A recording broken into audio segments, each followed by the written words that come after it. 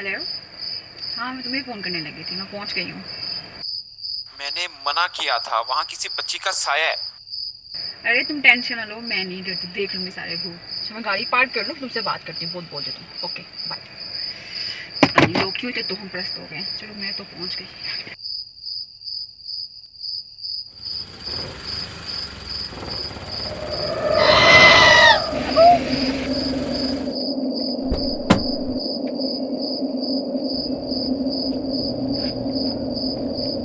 बच्चे कौन हो तुम?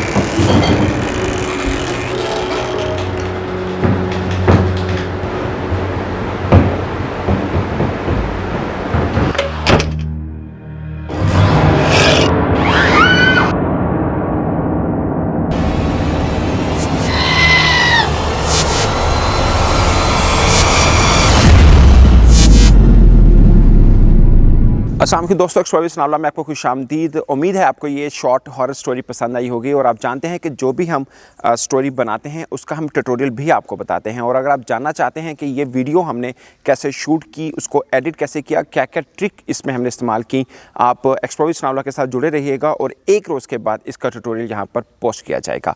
तब तक के लिए अल्लाह हाफिज़।